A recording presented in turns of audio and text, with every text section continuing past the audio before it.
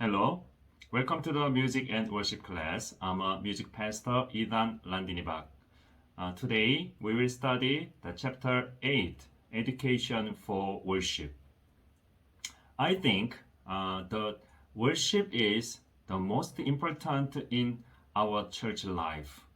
But unfortunately, it does not seem that education for worship is being done well in the church. Now let's study who, when, what, how, and why should we teach worship to Christians. Number one, the necessity of the education for worship. So why do we need to teach congregation about worship? First, many Christians do not know details what is, when, where, how, and why should we worship. And second, that is why worship may be ritualism, and the purpose of worship change it. Worship should be restored. Amen. The third, even worship leaders have a different purpose for worship. Some pastors' purpose of worship is to increase church members, and some music leaders abuse music, worship music for their music activity and for money. Then number two, our heart and attitude for worship. Then, with what kind of heart and attitude should we attend worship? First, we should worship God with a broken heart as a sinner and in spirit and truth. We should keep this in mind whenever we worship. The second, the Lord of the Sabbath and worship is God. Do not use your smartphone during worship, such like Facebook, chatting, and reading news. Focus on God. Worship hour is not mine, not yours. And third, participating in worship. So we should actively participate, right? Should not be spectators or audience. Number three, preparing as worship leaders. So we commonly think of the pastor as a worship leader and the others as helpers. But all of the followings are worship leaders who partially lead worship. These are leaders, not helpers. First, presider. The presider should have practice to speak clearly in advance. Second, prayer leader. Practice the prayer in the order of praise, gratitude, repentance, and supplication or request at home before worship. And third, preacher. Prepare the sermon according to the congregation's age and should not personally abuse it. Fourth, offering leaders. Should not consider that they are just helpers for worship. Should check the offering basket and the service area in advance. Fifth, communion leaders.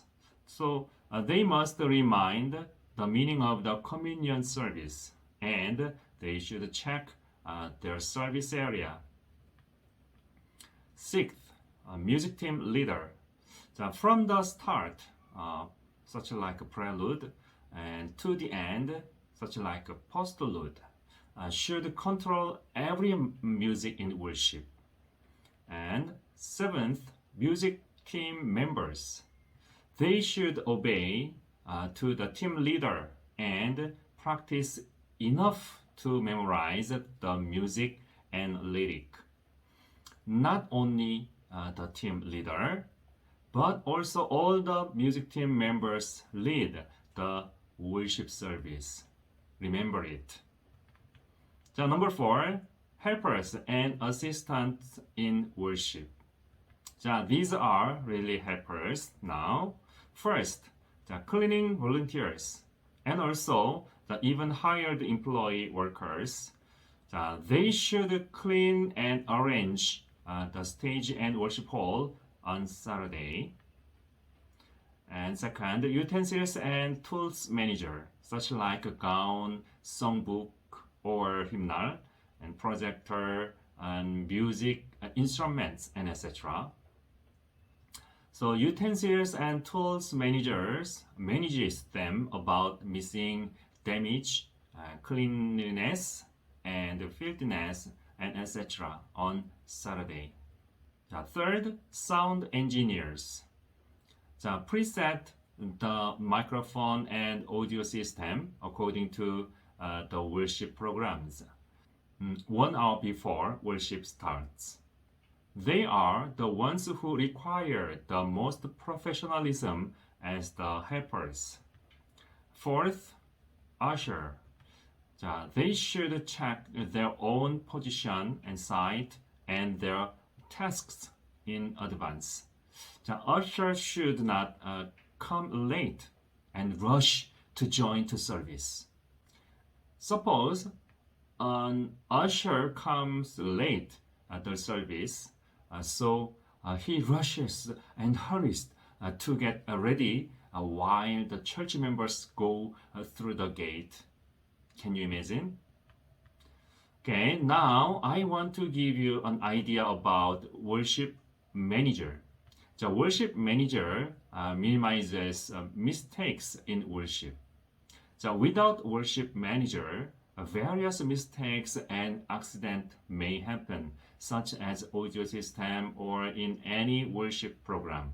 So, worship manager must check if all the helpers prepare the worship, and if the worship leaders are ready before worship starts.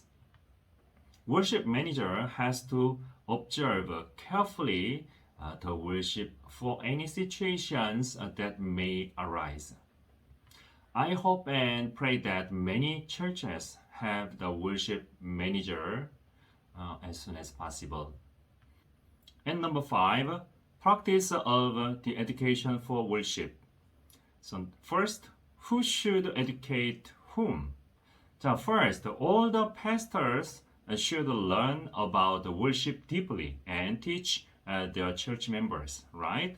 And second, music pastors who learn music and theology and the theory of church music should teach music ministers and also all Christians. However, I hope and pray that you will learn music and theology and also theory of church music to teach your church and all the Filipino Christians. Second, what should we teach? All the pastors should teach about worship with attitude. And music pastors should teach the subjects like understanding of church music, music in worship, and biblical praise.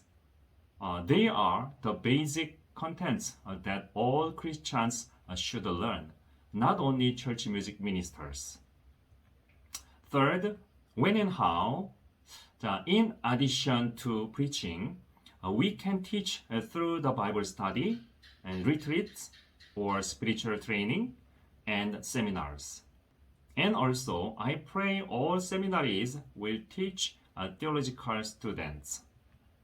Now we finish to study all chapters of music in worship. I want you to use my lectures for your church music ministry. You can use it for your music team training or sermon materials. Thank you very much for studying. May God bless you.